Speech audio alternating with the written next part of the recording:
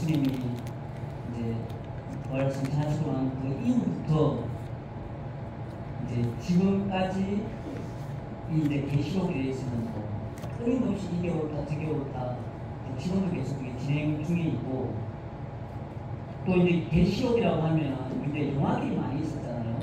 그동안에 그런 영화들을 통해서 뭔가 계시록, 묵시록 이런 게 나오면은 뭔가 모르게 어떤 두려운 마음이라든가 이런 공포 같은 그런 게 없잖아요. 있거든요. 그래서 이 계시록에 대해서 이단들이 제일 잘 활용하는 게 이 계시록이죠. 왜냐하면 이걸 문자적으로 볼 거냐 상징적으로 볼 거냐에 따라서 상징적으로 봐버리면 어떤 말이든지 그걸 다 상징으로 해석해버리면 내가 원하는 대로 내가 그걸 해석하고 싶은 대로 해석해버릴 수가 있기 때문에 요한계시록이 없으면 이단이 나오기가 쉽지가 않아요.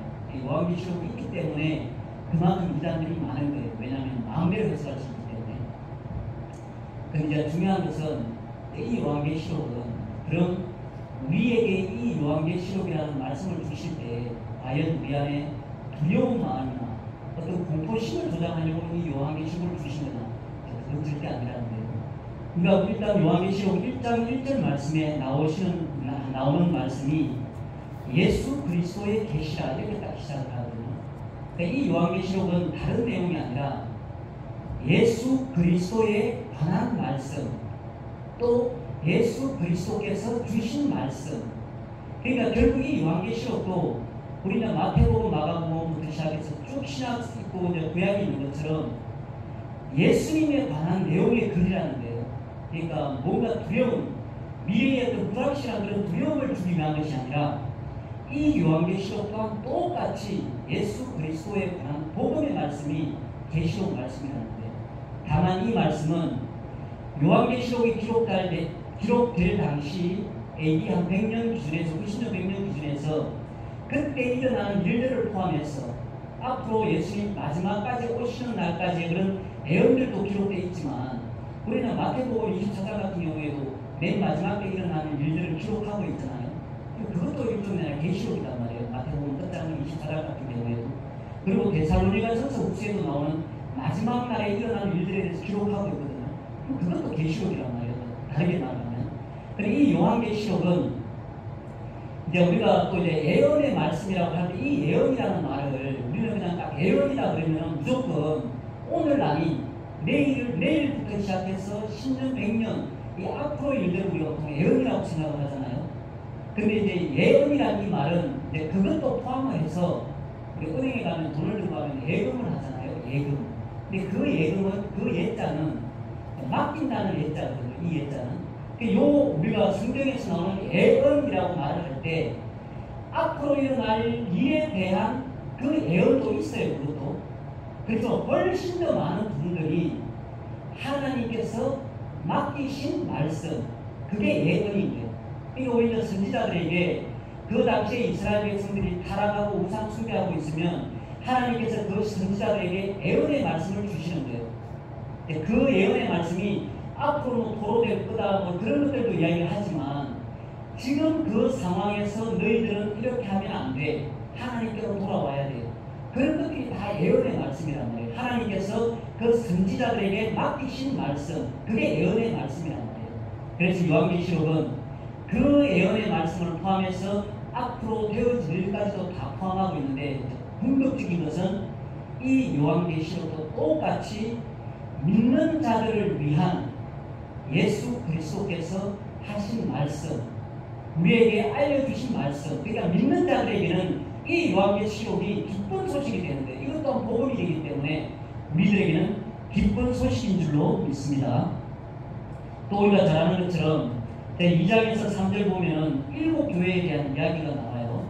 그래서 이제 요한이 예수님에게 받은 그 말씀을 7교회에 편지를 보냈는데 근데 교회들마다 제일 처음에 시작하는 말씀이 예수님이 어떤 예수님인가를 시작을 하고 그리고 그 교회들마다 끝에 가서는 그 중간에를 이야기를 하고 끝에 가서는 이기는 자라고 나오거든요. 이기는 자. 그런데 이제 신천지에서는 그 이기는 자, 그 이긴 자를 희망이라고 이야기를 하죠. 신천지에서는. 그래서 요한계시록을 어떤 상징적으로만 해석을 해버리면 다 그게 갖다 써버릴 수 있는데, 저도 여기 있어서 이만희가 이긴 자가 아니고 제가 사실은 이긴 자라고 이야기를 할 수 있는 거예요. 상징적으로 보게 되면. 그래서 그렇게 이제 교회들마다 예수님이 어떤 예수님인가를 이야기하고, 그리고 끝에 가서는 이긴 자에 대한 이야기가 나와요. 오늘은 그 말씀을 한번 우리가 다 같이 찾아서 확인해 보도록 하겠습니다. 2장 1절 같이 한번 읽도록 하겠습니다. 에베소 교회의 사자에게 편지하라. 오른손에 있는 7 별을 붙잡고 7 금촛대 사이를 그리시는 이가 이르시되. 이제 에베소 교회에 예수님이 요한을 통해서 편지를 보낼 때 예수님 자신에 대해서 이야기를 할 때 이렇게 이야기하시는 거예요. 오른손에 있는 7 별을 붙들고 있다. 그리고 7 금촛대 사이를 그리는 이가 이르시되. 그 사람이 바로 나 예수라는데요. 요한에게 이야기할 때. 그래서 에베소 교회에 편지 보낼 때 이렇게 기록합니다. 그러면 요 7 금촛대 7 별이 뭔지는 그 바로 위에 20절 말씀에 보면 나와있죠. 뭔지가. 내가 본 것은 내 오른손에 7 별의 비밀과 또 7 금촛대라. 7 별은 7 교회의 사자요, 7 촛대는 7 교회이다. 그러니까 예수님은 이 에베소에 편지를 보낼 때 처음 하신 말씀이 나는 7 별을 오른손에 붙들고 있고 7 금촛대 사이를 그리시는 분이라는 거예요. 그럼 7 별을 붙들고 있다고 하는 7 교회의 사자라고 이야기했는데, 이제 일종의 이제 메신저 같은 그런 어떤 이제 이때 당시에 이제 교회들 위에 이제 지금의 목사님처럼 그런 감당을 하는 그런 사자가 있는 거죠. 그러니까 이제 그 사자를 예수님이 손을 붙들고 그리고 교회들 사이를 그리시는 분이 예수님이다라고 이야기를 하는데, 근데 왜 이 말씀이 중요한가면 지금 요한계시록이 기록될 당시, 요한이 밤모습에서 기록할 당시는 도미티안 박해 시대란 말이에요. 네로 박해 때보다 비교가 안 될 정도로 악하게 고통스럽게 박해받았던 데가 도미티아누스 시대 때 박해인데, 그때 당시에 밤모습에서 유배돼서 기록한 말씀이기 때문에 이 에베소 교회 사람들이 그 지금 핍박과 그 박해 가운데 정말 생명을 걸고 복음을 지키고 있는 그 시대에 그 편지를 읽은 거예요. 그런데 그 편지 첫머리에 그 하나님의 말씀과 예수 그리스도를 위해서 생명까지도 아끼지 않는 그 시대 사람들에게 예수님이 하신 말씀입니다. 내가 오른손에 7 별을 붙들고 있다. 그리고 7 금촛대는 교회들인데 내가 지금 그 사이를 그리고 있다. 예수님이 그렇게 말씀하시는데, 예, 그러면서 중간 말씀에서는 이제 책망할 것도 있고 뭐 그런 내용이 나와요. 우리 7절 가서 읽도록 하겠습니다. 7절. 귀 있는 자는 성령이 교회들에게 하시는 말씀을 들을지어다. 이기는 그에게는 내가 하나님의 낙원에 있는 생명나무의 열매를 주어 먹게 하리라. 에베소 교회에 편지를 보냈는데 그렇게 박해 시대 때 핍박당하는 시대에 나 너희들 다 알아. 응? 교회 내에서 문제 있는 것도 알고 이런 일 저런 일 있는 것도 내가 다 알지만 예수님이 에베소 교회에 보내는 7절 말씀에 하시는 말씀이 이기는 그에게는 거예요. 그런 핍박, 그리고 오늘날로 말하면 총이 내 앞에 있고 칼이 내 앞에 있고 불이 내 발 앞에 있어도 거기에 그런 것들로 인해 믿음에서 돌아서지 않고 배신에서 돌아서지 않고 끝끝내 이기는 그에게는 내가 하나님의 낙원에 있는 생명나무의 열매를 주워 먹게 하리. 그러니까 예수님은 에베소 교회에 편지 보낼 때 보내주는 메시지가 딱 하나로 함축되는 거예요. 나는 있잖아 7 별을 붙들고 있고 7 금촛대 7 교회 사이를 내가 그리는 그런 자인데 끝까지 너희들이 견디고 이기면 내가 하나님 낙원에 있는 생명나무의 열매를 먹게 하겠다. 이게 에베소 교회에 보낸 편지의 핵심 내용이에요. 그리고 이제 두 번째 교회, 스무나 교회에 또 편지를 보냅니다. 여기서 예수님이 또 어떻게 말씀을 하시느냐. 8절 또 다 같이 읽겠습니다. 스무나 교회의 사자에게 편지하라. 처음이며 마지막이요 죽었다가 살아나신 이가 이르시되. 자, 또 이렇게 시작돼요. 에베소 교회와는 또 다르게 예수님이 똑같아요. 스무나 교회도 핍박받게 받는 동일한 시대에 있는 그 근처에 있는 교회들이에요. 이 교회도 예수님이 이렇게 말합니다. 나는 알파와 오메가, 처음이요 나중, 나는 처음이요 마지막이다.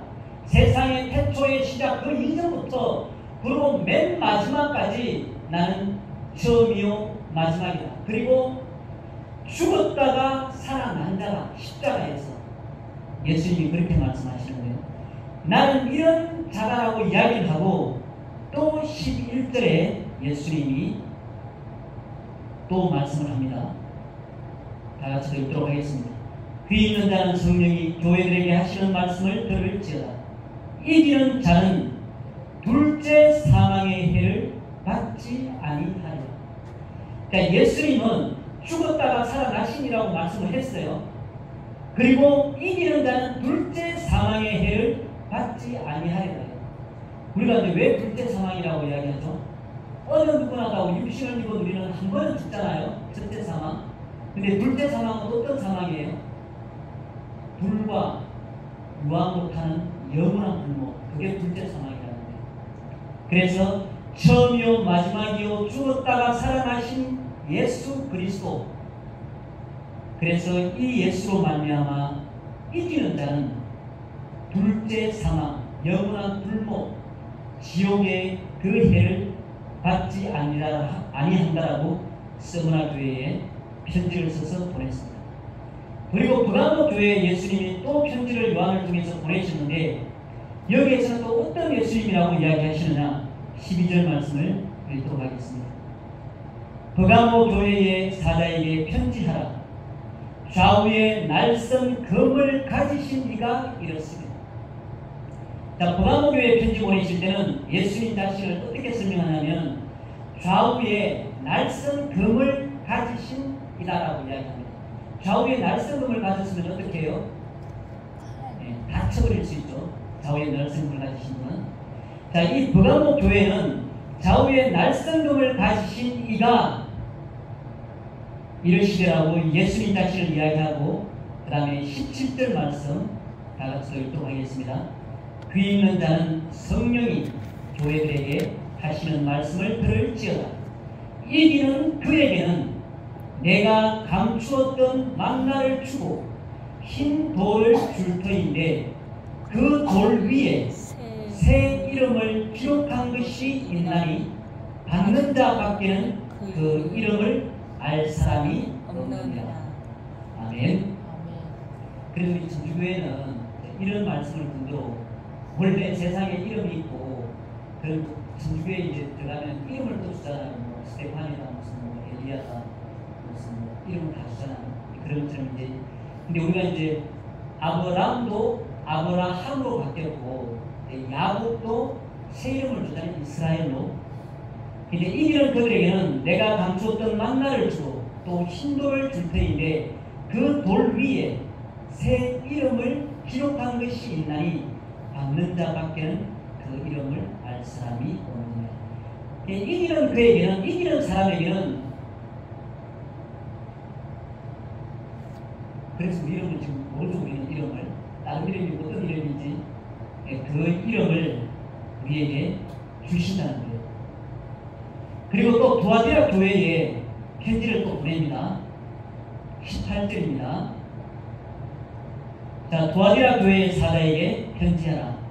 그 눈이 불꽃 같고 그 발이 빛난 주석과 같은 하나님의 아들이 이르시되. 자, 두아디라 교회에 편지를 보낼 때는 또 예수님이 자기 자신에 대해서 어떻게 이야기하냐면 눈이 불꽃 같다. 눈이 불꽃 같으면 어떻다는 거예요? 다 지켜본다는 이야기죠. 그 발이 빛난 주석과 같은 하나님의 아들. 예수님이 두아디라 교회에 편지 보낼 때 예수님은 이렇게 본인을 소개하면서 이야기합니다. 내 눈은 불꽃 같고 내 발은 빛난 추석과 같고 나는 하나님의 아들이다. 그리고 26절 또 다같이 읽도록 하겠습니다. 이기는 자와 끝까지 내 일을 지키는 그에게 만국을 다스리는 권세를 주리니 그가 철장을 가지고 그들을 다스려 질그릇 깨뜨리는 것과 같이 하리라. 나도 내 아버지께 받은 것이 그러하니라. 자, 이 두아디라 교회에서는 예수님이 자신을 그렇게 표현하고, 그리고 이기는 자에 대해서는 끝까지 내 일을 지키는 자에게 만국을 다스리는 권세를 주신다라고 이야기합니다. 그리고 철장을 가지고 그들을 다스려 질그릇 깨뜨리는 것과 같이 하리라고 이렇게 얘기합니다. 왜냐하면 나도 내 아버지께 받은 것이 그러하기 때문에 이기는 자는 그렇게 된다는 겁니다. 그리고 사대교회에도 편지를 보냅니다. 3장 1절 사대교회의 사자에게 편지하라. 하나님의 7영과 7별을 가지신 이가 이르시되, 우리가 이제 에베소 교회에 이제 편지할 때 말씀과 비슷하죠. 하나님의 7영과 7별을 가지신 이가 이르시되, 그리고 5절 같이 또 읽어보겠습니다. 이기는 자는 이와 같이 흰 옷을 입을 것이요 내가 그 이름을 생명책에서 결코 지우지 아니하고 그 이름을 내 아버지 앞과 그의 천사들 앞에서 시인하리라. 지금 우리 이제 교회들마다 지금 보내는 이 편지들이 이기는 자에게 주시는 말씀이 다 다르잖아요. 지금 이게 다 동일한 거예요.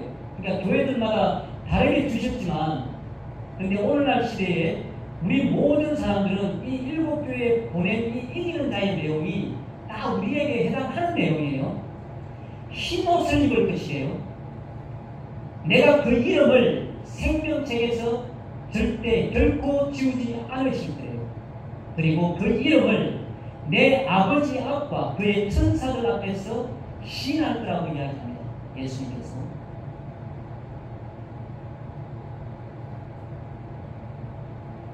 근데 이 도미니칸 박해 시대 때만 해도 배교하고 돌아서는 사람들이 엄청 많았나요? 이 시대 때만 해도. 그러니까 정말 예수 믿는 사람이 몇 명일지도 모를 정도로 그만큼 다 믿음에서 돌아서는 거죠. 왜냐하면 그 박해, 그 핍박이 눈금질하기 때문에 그냥 사람을 세워놓고 거기다 그냥 불을 붙여서 그걸 그냥 촛불처럼 그냥 횃불처럼 사용했다고 생각하면, 그걸 누군가 지켜본다면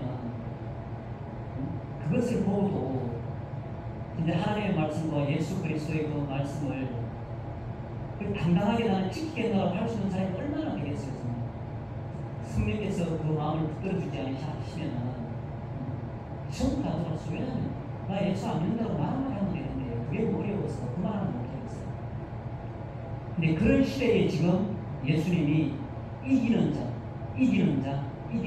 계속 이기는 자에 대해 말씀하십니다. 이기는 자는 흰옷을 입을 것이다. 내가 생명책에서 결코 지우지 아니할 것이다. 그리고 그 이름을 내 아버지 앞과 그의 천사들 앞에서 내가 반드시 시인할 것이다. 그리고 또 7절 말씀입니다. 빌라델비아 교회에 또 예수님이 편지를 써서 요한을 통해서 또 보냅니다. 7절 다같이 읽겠습니다. 빌라델비아 교회의 사자에게 편지하라. 거룩하고 진실하사 다윗의 열쇠를 가지시니 곧 열면 받을 사람이었고 받으면 열 사람이 없는 그가 이르시되. 자, 빌라델비아 교회에 편지 보내면서 예수님은 또 자기 자신을 어떻게 말씀하십니까? 나는 다윗의 열쇠를 가진 자다. 내가 열면 닫을 사람이 없어. 그리고 내가 닫으면 열 사람이 없어. 나는 그런 자라고 예수님은 이야기합니다. 예, 그러시면서 또 빌라델비아 교회에게 말씀합니다. 12절 말씀입니다. 다 같이 읽겠습니다. 이기는 자는 내 하나님 성전에 기둥이 되게 하리니 그가 결코 다시 나가지 아니하리라.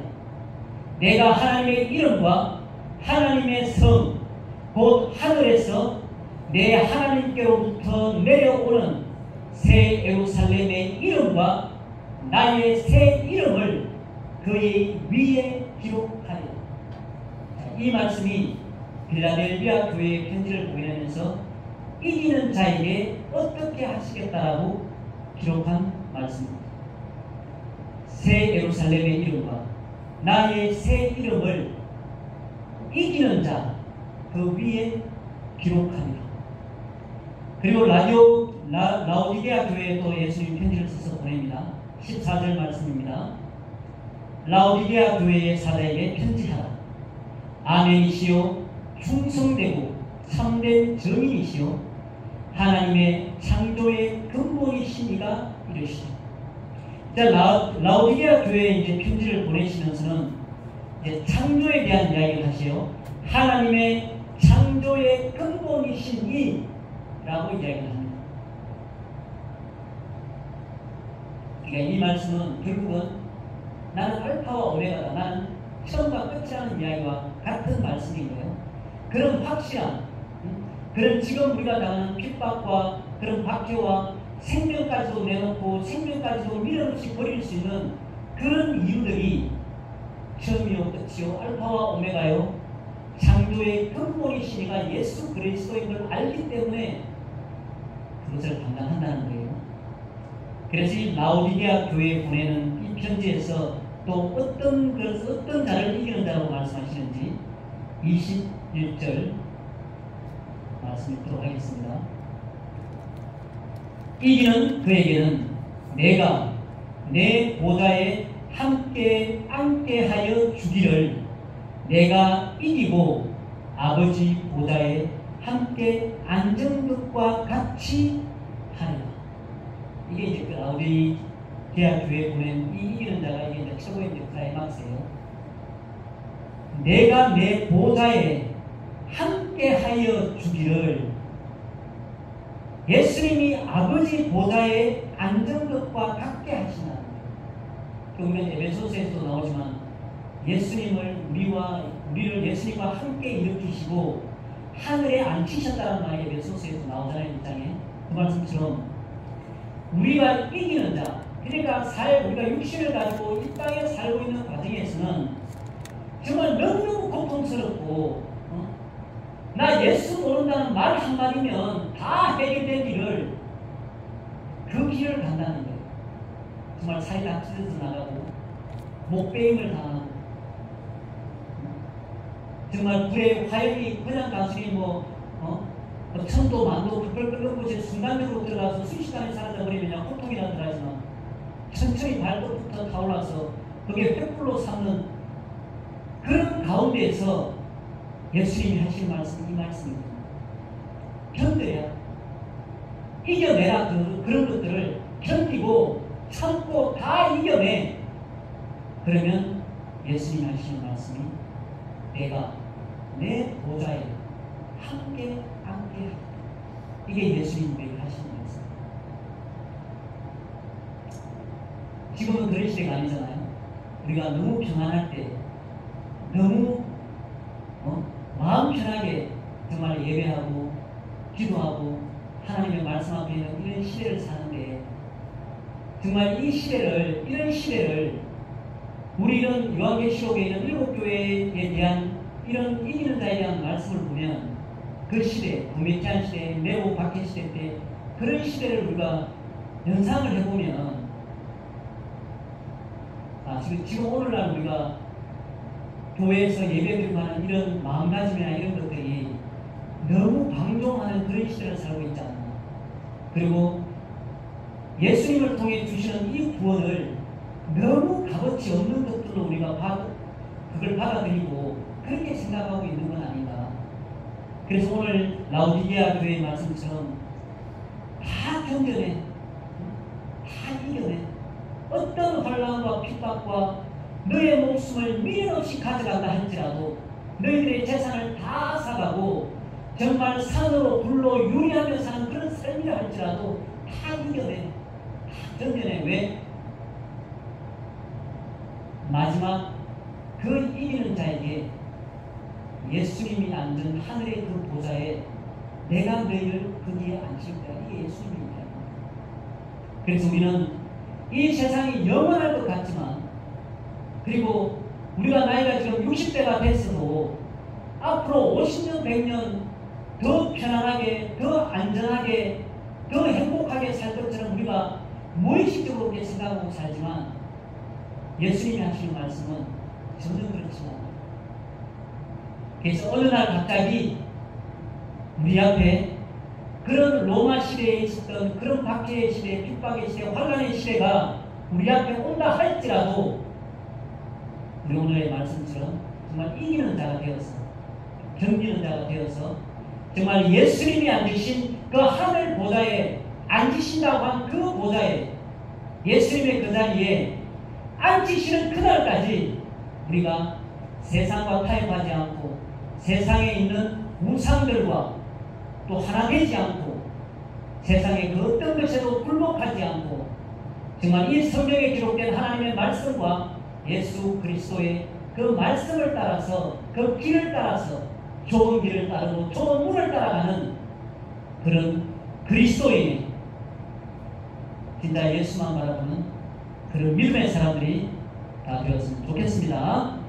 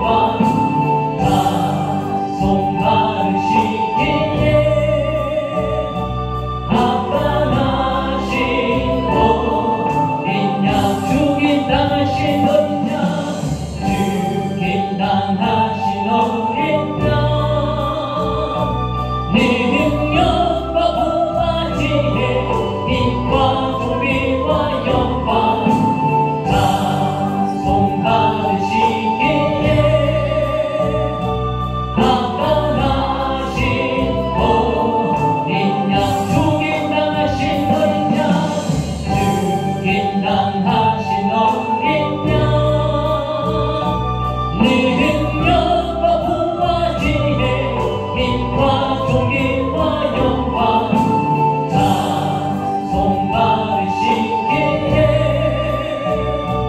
합당하신 어린 양. 같이 기도하도록 하겠습니다. 사도행전